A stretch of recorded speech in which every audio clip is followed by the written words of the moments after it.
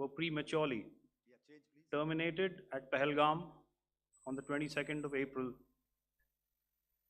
When you combine those horrific scenes and the pain of the families that the nation witnessed with numerous other recent terrorist strikes on our armed forces, we knew that the time had arrived to make yet another compelling statement of our resolve as a nation. Operation Sindoor was conceptualized with a clear military aim to punish the perpetrators and planners of terror and to destroy their terror infrastructure. What I do not state here, of course, is the often stated determination of India and its intolerance to terror. It set into motion a very diligent and microscopic scarring of the terror landscape across the borders and the identification of terror camps and training sites. The locations that emerged were numerous, but as we deliberated more, we realized that some of these terror hubs were now bereft of any presence and had preemptively been vacated, fearing retribution from us. There was also a term of reference and our own binding, self-imposed restriction to target only terrorists and thus prevent collateral damage. There were 9 camps that you are now all familiar with, which were confirmed by our various intelligence agencies to be inhabited. Some of these were in POJK, while there were others that were located in the Punjab province in Pakistan. Nefarious places such as Muridke, the hub center of the Lashkar-e-Taiba, has over the years bred infamous characters such as Ajmal Kasab and the likes of David Headley. What followed was a careful scrutiny of each of these sinister locations, their layout, configuration, even the type of construction in each structure, and the terrain obtained around these. This was with an obvious intent to deduce and identify the exact vector that was required for their neutralization, as also the eyes in the sky that we would send up to ensure that we brought back evidence that we had indeed targeted what we set out to. The precise images of these engagements on that fateful and historical night have already been showcased during the first press statement on the 7th of May that was helmed by our Foreign Secretary. I have no doubt in my mind that we achieved total surprise, and those strikes across those 9 terror hubs left more than 100 terrorists killed, including high-value targets such as Yusuf Azhar, Abdul Malik Rauf, and Mudassir Ahmed that were involved in the hijack of IC-814 and the Pulwama blast. The line of control was also violated soon after by Pakistan, and the erratic and rattled response of our enemy was apparent from the number of civilians, inhabited villages, and religious sites such as Gurudwaras that were unfortunately hit by them, leading to a sad loss of lives. The Indian Air Force played a major part in these strikes by engaging some of these camps, and the Indian Navy provided wherewithal in terms of precision munitions. The Indian Air Force obviously had their assets up in the sky, and I will here request Air Marshal Bharti, the Director General of Air Operations, to detail for you the methodology that the men in blue adopted to successfully manifest this mission. Thank you, Rajiv. A very good evening, ladies and gentlemen. Indeed, is a difficult time that we have to come here like this and brief you. We could have done without this, but we had no choice. As the DGMO has detailed, the event was precipitated by the dastardly act at Pahalgaon. The sequence of events have already been detailed. We carefully selected the targets, and out of the 9 selected targets, the target systems that were given to the Indian Air Force were the notorious training camps at Bhavalpur and Muridke, these being further from the international boundary. Through critical target system analysis, we analyzed what was to be done to annihilate these targets and plan to engage these targets with precision air-to-surface guided munitions so as to avoid collateral damage. Modalities of planning process, I will not go through at this instant. However, what I would like to show you is the results that we achieved through our targeted airstrikes. Could I have the second slide, please?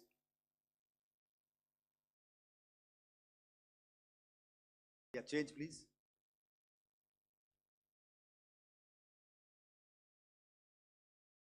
Okay. This is what the terror infra at Muridke looks like. If you see, north is as indicated, and to the right is east, where the international boundary lies. Could we have the next slide, please?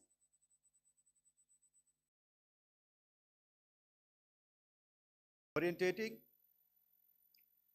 Just go back one slide. Okay. Please have a look at this red building, the series of buildings out here, and this empty ground. Next. If you relate, the empty ground is here, and you see this is the first weapon that is impacting. This is the impact point number 1 on Muridke training camp with our precision guided weapon on early morning 7. Next, please. Keep your eyes glued for the second weapon coming in and the second impact on the selected target point. Next slide, please.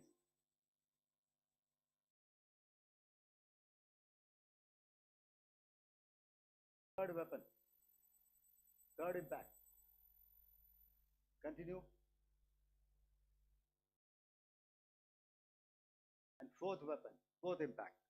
So through these targeted and precision targeting, we addressed the target at Muridke, which was the training infrastructure. Can you hear me? All right. Okay, I'll come closer to the mic. Now we go to the next target, which is the Bhavalpur training camp. Next slide, please. Okay, just wait. So the effect, if you see, the impact point, if I can point out, this is the impact point. The ammunition has gone through the roof and it has created a blast inside, the photographs of which you would have, all of you would have seen. And the red building, after that, there was this double-story building. It has been completely decimated by precision targeting. Next, please. The target system, which was in the north, a series of buildings. I'll show you how it looked. Next. Completely destroyed by our precision targeting. Next. Now coming to Bhavalpur, this is the target complex that we are dealing with, a fairly large target complex. So we had to carefully choose the points that we needed to address, which were high value and which would meet our stated objectives of eliminating the terrorists. I would like to draw your attention to this red canopy, and in relation to that, I would cover the targets. One target system is a series of buildings here, other one here, and other one out here. Next slide, please. This is how it looked before, and this is how the building looked after the impact of the weapon. And orientation in relation to this red canopy, you can see here. Next, please. Before, next, and after. Roofs have completely collapsed. Next. This is the target system. Next. Precision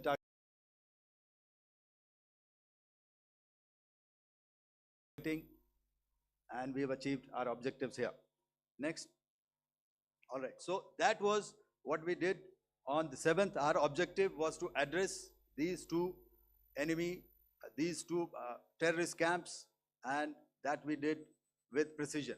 And thereafter, we maintained a robust air defense posture, because remember, our objective was to target the terrorists and terrorist infrastructure, not any other infrastructure, not the Pakistani military, not the Pakistani any other infrastructure. So that is what we have maintained on the 7th of May.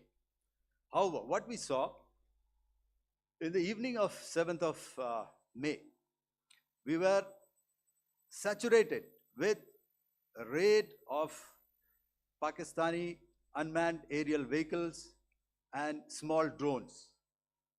And these came in waves in our civilian areas, over our military installations, and all of them were successfully intercepted. Few of them did manage to land. However, there was not much damage that they did. And we have our robust counter-US hard kill and soft kill systems which did the job. However, the difference here was that we had targeted the terrorists. The adversary now has targeted our civilians and the military infrastructure. So it had to be responded to. So in a quick and calibrated response, that very night, we struck their radar installations at Lahore and close to Gujranwala, the LYT installation, to indicate to him that we are ready, yet we do not want to escalate. Our fight was with the terrorists and not with the Pakistani military establishment. Thank you.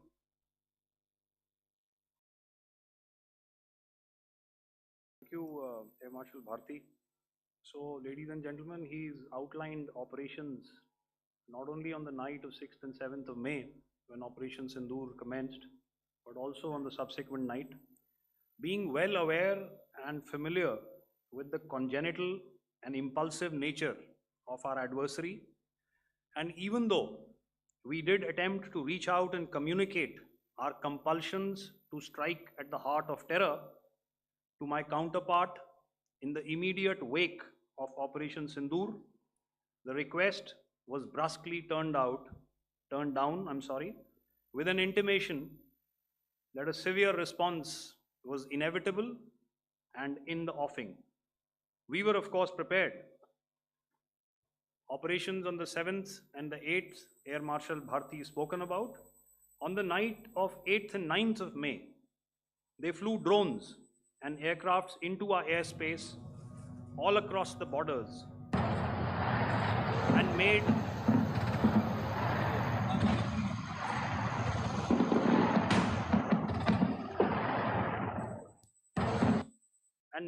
largely unsuccessful attempts to target numerous military infrastructure. Violations on the line of control by Pakistan also commenced yet again and precipitated into fierce arty engagements. the air operations on the night of 8th and 9th of May, I'll yet again request the DG Air Operations to cover.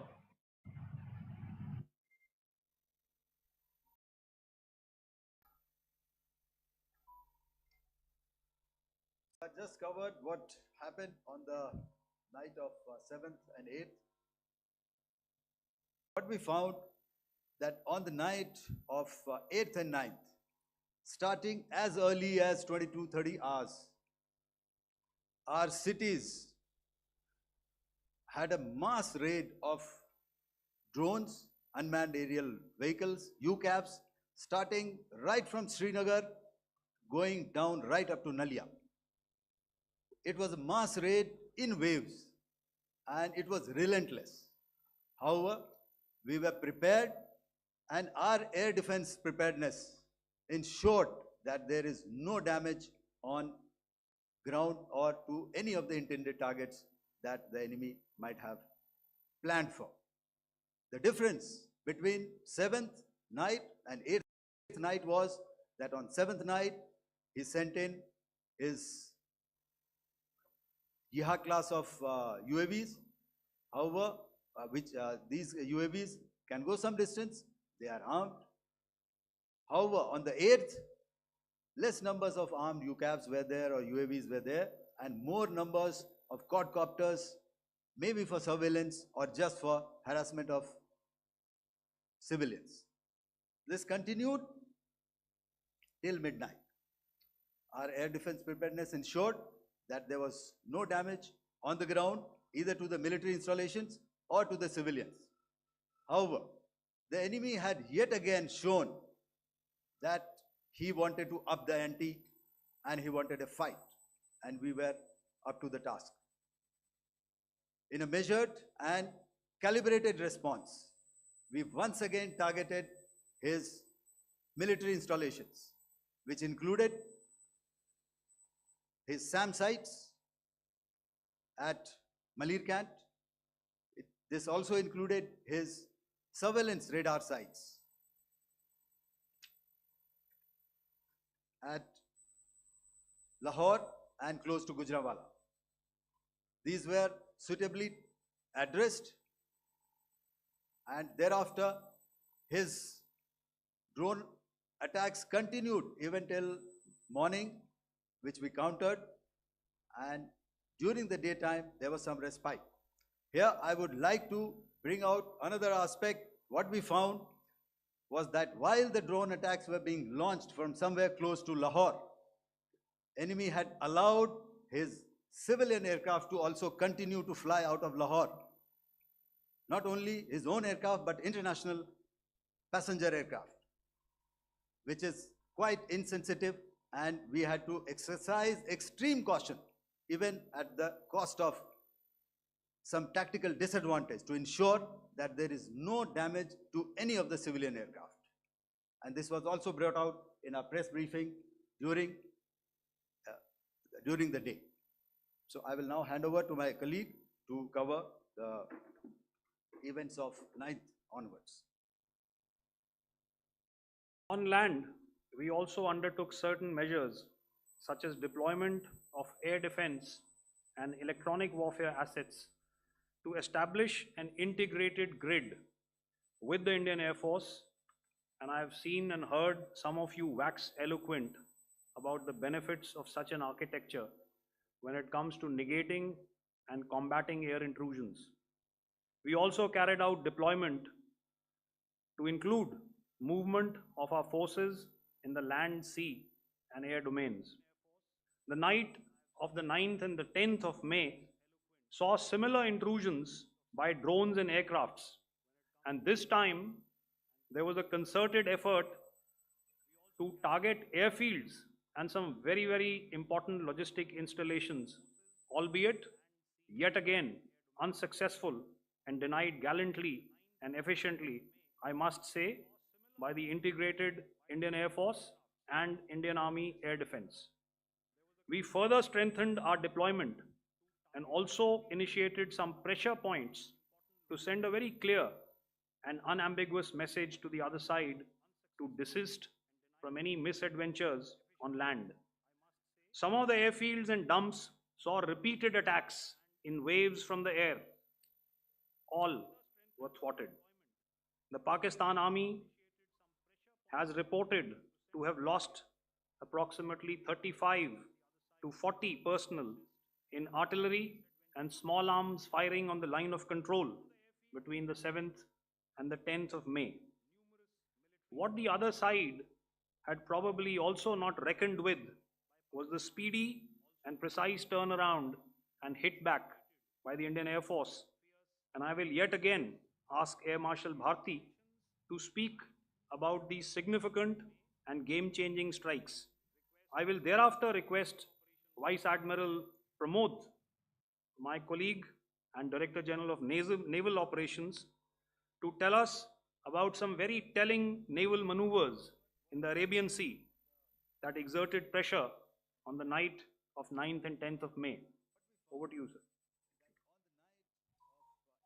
Commencing about 2000 hours, that is 8 p.m. local time, on 8th of May, several Pakistani unmanned aerial systems, drones, combat vehicles attacked multiple IF bases.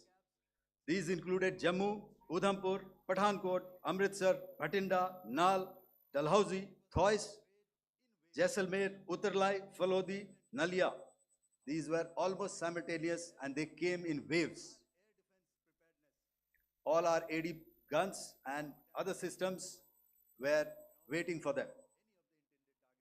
All these waves were neutralized by our trained crew using the air defense systems that they have, and also some of them were utilized using our legacy systems like Pechoras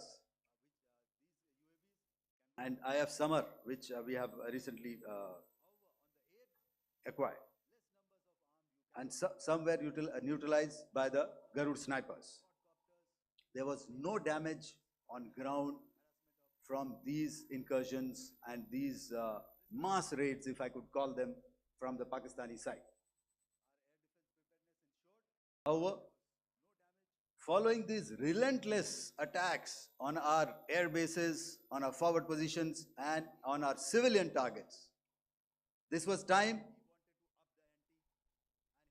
to convey some message to our adversaries.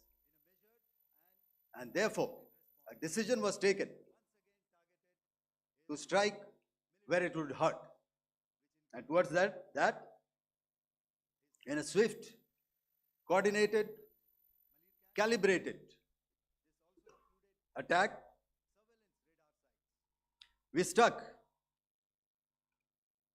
air bases, command centers, military infrastructure, air defense systems across the entire Western Front. The bases we struck include Chaklala, Rafiki, and mind you, Chaklala is Islamabad, Rahim Yar Khan, Sakar, sending a clear message that aggression will not be tolerated. This was followed by strikes at Sargoda, Bholari, Jacobabad.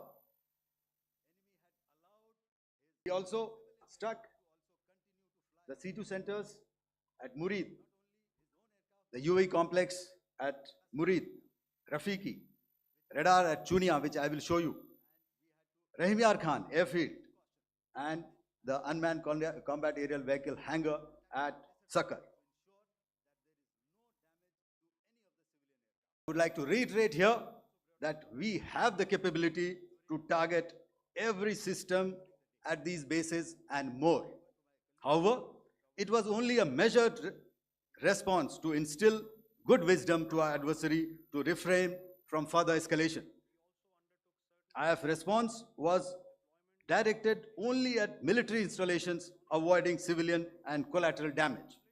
I would now like to show you some of the effects that have been achieved as a result of our air operation.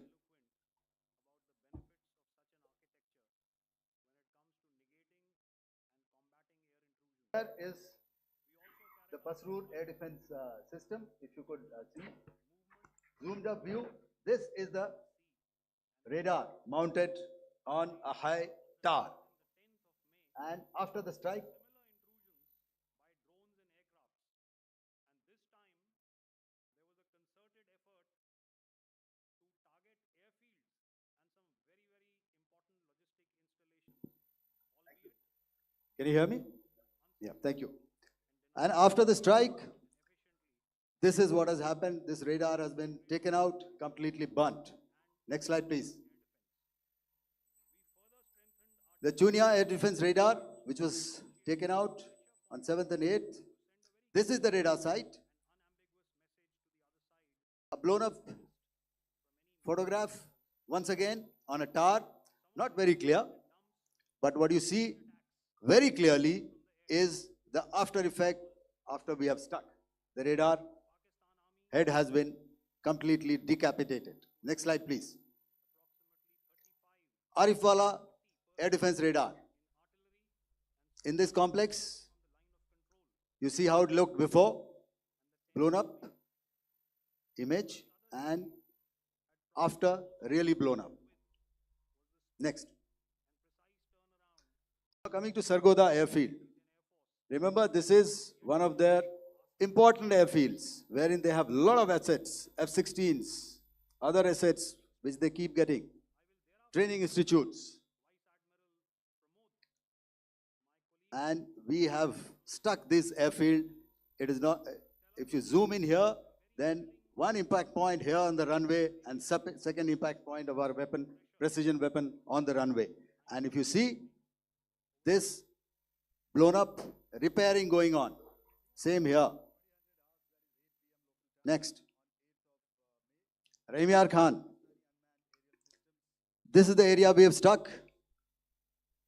A deep strike out here and one complex here.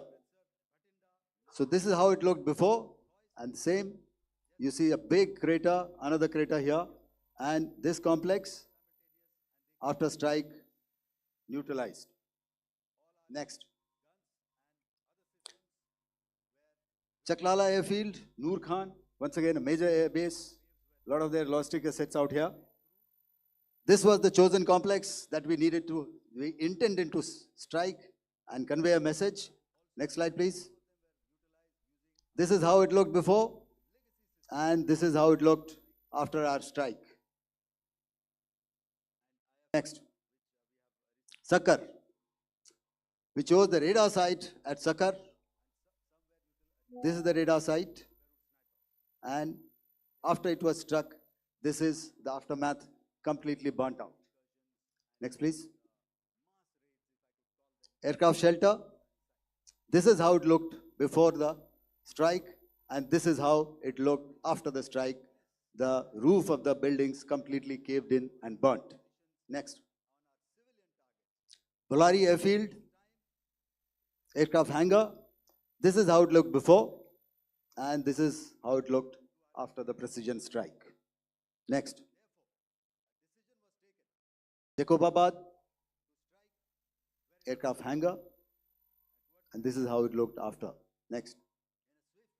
So what I'm trying to convey here, ladies and gentlemen, is to start with, our fight was neither with the Pakistani military nor with anybody else who's there on the other side. Our fight was with the terrorists. We neutralized the terrorists that we selected to be neutralized, and thereafter, we only maintained the air defense posture. However, we were relentlessly pounded by waves after waves, night after night, by his UCAVs, by his drones, and by his other unmanned aerial systems. And that left us with no choice but to retaliate, and yet our retaliation was calibrated, it was graduated, and it was proportionate. Thank you.